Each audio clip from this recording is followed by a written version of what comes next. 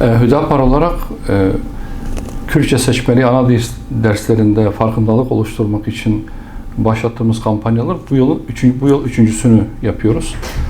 Amacımız Kürt çocuklarının ve ana dili Türkçenin dışında olan Türkiye Cumhuriyeti vatandaşlarının tamamının kendi ana dillerini öğrenmelerini sağlamak. Bu yönde biliyorsunuz Milli Eğitim Bakanlığı'nın ortaokullarda seçmeli ders adı altında tanıdığı bir imkan var. Bu imkandan özellikle Kürtlerin hem Kurmancı hem Zazaki dillerinde çocuklarını bu dile aşina kılmaları, bu dili öğrenmelerini sağlamalarını istiyoruz. Bu yönde sivil toplum kuruluşlarının başlattığı kampanyalar vardı. Hüdapar olarak biz de bu kampanyalara ciddi bir destek veriyoruz. Ağırlığımızı koyuyoruz.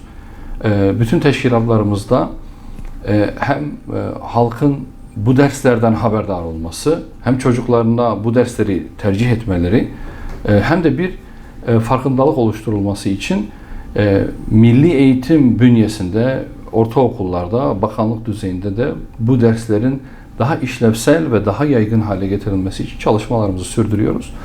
Bu kapsamda bu sene Diyarbakır, Bingöl ve Şırnak'ta panellerimiz olacak. Geçtiğimiz yıllarda farklı şehirlerde de paneller düzenlemiştik. Burada amacımız halkımızın hem bu derslerin varlığından haberdar olması, hem çocuklarına bu derslerin tercih edileceği bu vakitlerde bu derslere çocukları yönlendirmelerini sağlamaktır.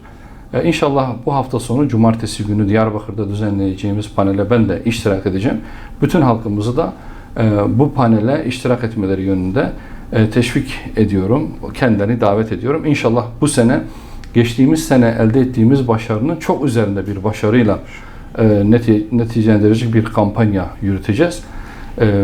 Bir önceki sene sayısı 20 binlerdeyken geçen sene yaptığımız çalışmaların neticesinde bu sayı 60 bine kadar çıktı.